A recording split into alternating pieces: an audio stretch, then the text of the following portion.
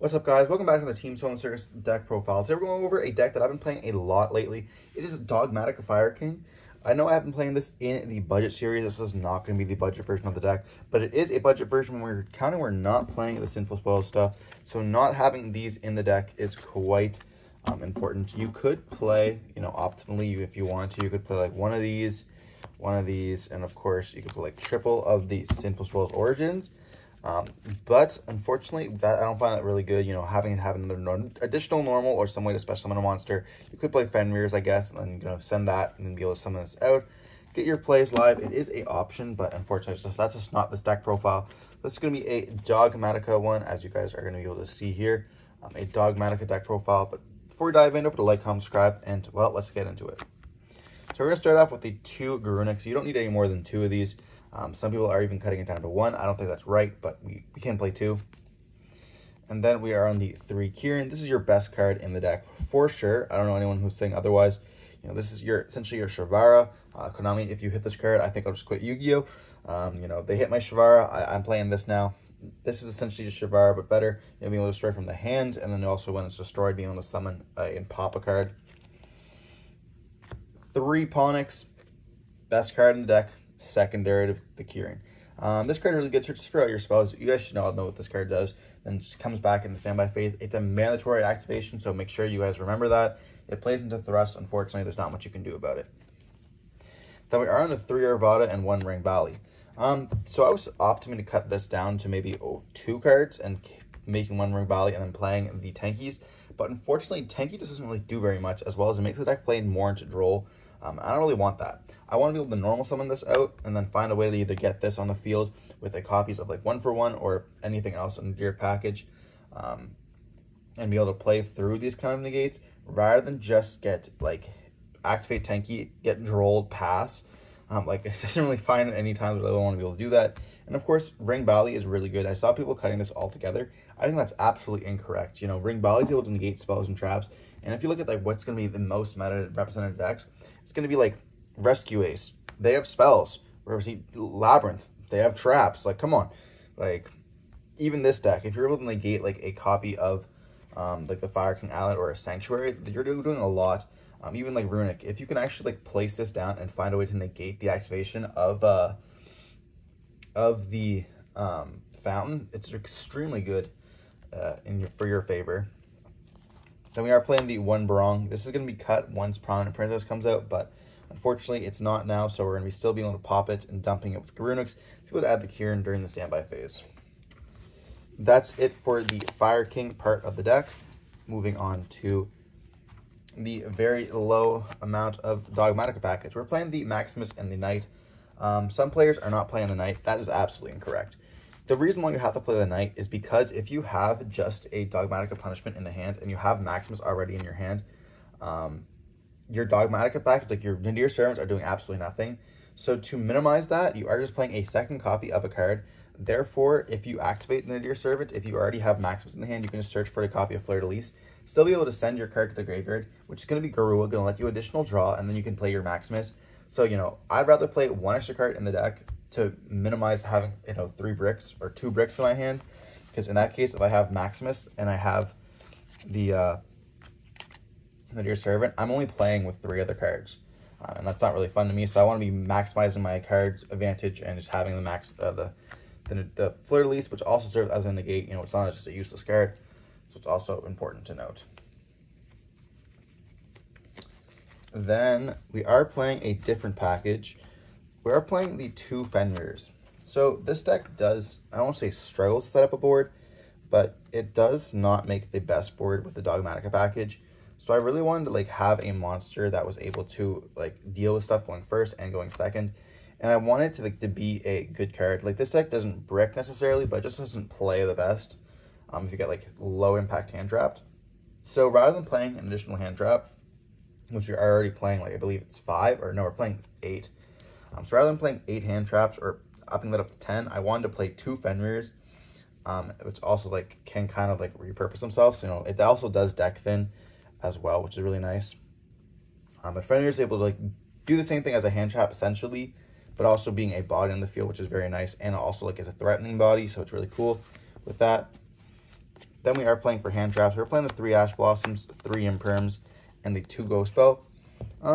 Drolls and Nibs are in the side deck.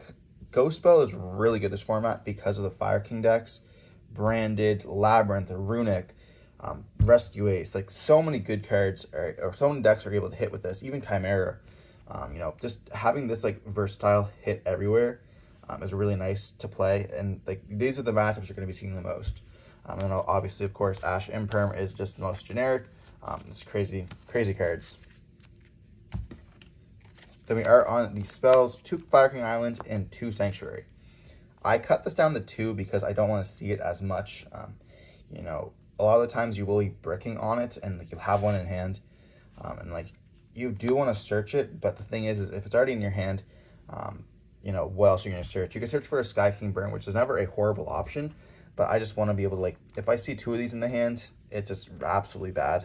It just makes me mad. Same thing, like, sometimes I'll open double Fire King Island, and I'm just like, what is this? Like, what am I even supposed to do here? So other times, it's just like, 2 and 2 is fine. You know, it gives you 4 copies in the deck, which is perfectly good. And then we're on triple Nadir Servant. This is, like, the Sinful Swallows package, which is really cool because a lot of the times, like, you do just replace it. Like, if we pull out the Sinful Swallows package, like you have your, this is essentially your 3 Wanteds. And this gets you this, or I should say this gets you into this. But we also have, like when you look at like your actual package, when you want to compare them, it is pretty much the same. Like we have this, which is the same as 3 Wanteds. You have this, which is essentially this and your copy of wherever he is. Gets you your fire. This is going to be essentially this. So it's like your whole package is kind of the same. You get your additional draw with the copy of Garua. You get your search off of the Omen. And like granted, this does special summon out Ponix, but a lot of times now people are special summoning out Ash. And Ash means you have to normal summon out the Ponix. So you're essentially doing the exact same thing as you would be with the other package there. So that's why we don't really mind it that much with the Nadir Servants. You know, when you look at it like side by side, yes, the power level is extremely different, of course. But the thing is it does relatively do the same thing. So if you can't afford the budget, don't feel bad for yourself. You know, it is not exactly pay to win. Of course, you know, this is a lot less consistent and a lot worse. But it still does essentially the same thing, so don't beat yourself up.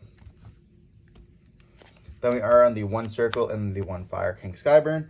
This card is an amazing card. I don't know why I didn't really think about that prior. You know, being even a 1-for-1 destroying cards, it's crazy against Labyrinth, it's crazy against the Mirror Match. And then Circle. People aren't playing this card, and I'm like, why? Like, this card is busted. You know, I think they also play it in the OCG, which should tell you something as well.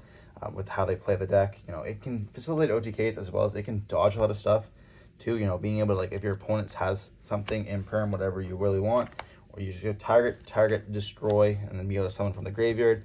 Garunix, even if it like you can't activate or they found a way to negate it, and then just blow up a card. Or you can even summon out Kieran, and then when Kieran dies, you summon out another card as well. Then we are playing the 1-1-for-1 and the 1 Call by the Grave. This is just an additional copy of Ponix. Definitely worth it, especially if you have like a Fenrir. You can go Fenrir, summon, and then you can activate Fenrir, search, activate 1-for-1, send the Fenrir from your hand, and then you essentially just got a Fenrir and Ponix on the field, which is very nice. And then of course, Call by the Grave is Call by the Grave. We don't like Ash. Double Prosperity, double Talents. So I was testing around with like 3 Prosperity, 1 Talents, 3 Talents, 1 Prosperity.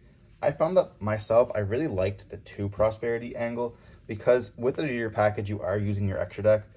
So I don't always want to see it, as well as like it does stop your draws. So it will stop your Nadir Servant sending your Garua, and therefore you won't be able to get your draw, which is like not very great. So like I want to see it, but I don't want to see it all the time. Therefore, with the Nadir Servants as well as Prosperities and the 1-for-1s, I have 6 copies in my deck for those cards to be able to like dig for my Ponix essentially, which is really nice. But that's it for the main deck, which is a 40 cards. Now move on to the extra deck. We're on the 2 Garunix entities. You could cut one of these for Dingirsu. I just chose not to. I really do like the simplicity of it. Sky Crisis and the Typhon, Typhon and then SP Little Knight. These are your packages that you can replace. I'd replace that with a copy of Dingirsu, and I'd just change the S to an I for a Masquerena. This card's still really good. I wanted to fit this in with the Little Knight, but I couldn't find space. But obviously, if you don't have any budget, you can just play these cards instead. Both fairly cheap. And then for the package we're playing, the Entis, the Garua, as well as the Titaniclad. So this is for going second. This is obviously your combo piece. You're going to be sending this, and then it's going to be able to banish search with Maximus, and Maximus is going to be dumping these two. This is going to get your Titaniclad search during the end phase. If you don't want to play Titaniclad, you absolutely can cut this, but at that point, you're making your deck more bricky, and this is going to let you search for a level 1 Winged Beast, which can be DD Crow as well if you already have a copy of Ponix. Very important that you do know that. And of course, you get that draw 1 off Grunix. But Garua, going second, you can absolutely go Entis if you have, like, let's say you cut this going second, or you don't cut it, but let's say you don't want to send this going second, you cut the copy of the Fleur-de-Lis in the hand. You could actually dump this instead with the Maximus, get a pop, and then also get your search, which is really nice, but just important to note. And then we are on the 1 Relinquish Anima, the 1 Link Kuriboh, 1 Hita, 1 copy of Sunlight Wolf, the copy of Decode Talker, Heat Soul, and then the Underworld Goddess. So this kind of here is just your link up package to a Heat Soul. You also get to add back. It's not as good as the other builds where you can't add back your copy of Flamebridge. And then Relinquish Anima. So this was between Relinquish Anima and Almirage. The reason why I chose Anima is because the fact that Almirage never really comes up, and if I have to normal summon out a can, so it doesn't really make any sense to me. You know, normal summoning a Ghost Spell does not seem like the play. I'd rather keep that in the hand. And if I have to normal summon out Ghost Spell to make it a fire, I'm not doing too hot. At that point, it's like, if I have to do that, I might as well just swap this out for a Barone, and then just have to normal summon that and hope I have Fenrir in the hand.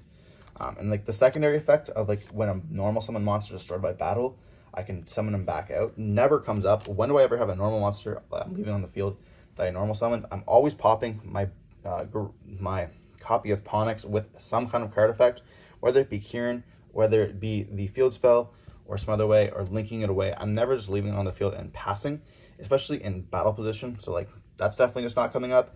And Anima can come up multiple times, going first, being able to link it away and having to like link climb, or having the, going second, being able to link it away into Anima, and if they played into the zone, stealing one of their monsters. That just feels way nicer to me.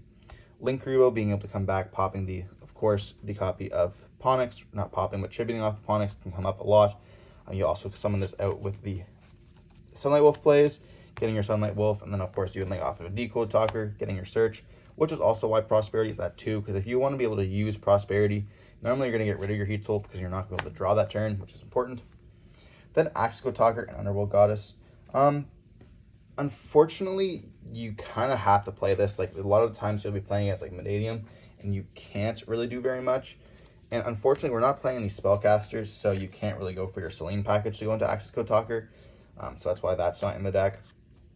And then if you're playing the IP, you can actually go for an Appaloosa over the Decode Talker. But like this does facilitate a lot of your stuff. You know, you can go for a Heat Soul and you have your Kieran on the field. You go for this. This is obviously now 53, and then plus your copy of Kieran. That's just enough for a game.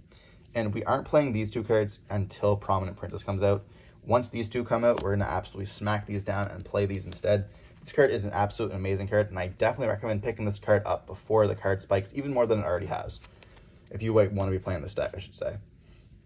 Regardless, I hope you guys enjoyed watching the video. And if you guys want to see any more comments if you guys have any more comments or want to know anything else about the deck, let me know in the comment section down below, and I'll answer to it all. But regardless, hope you guys enjoyed watching the video. Don't forget to like, comment, subscribe, and see some more content like this. Don't forget to stay safe. Peace.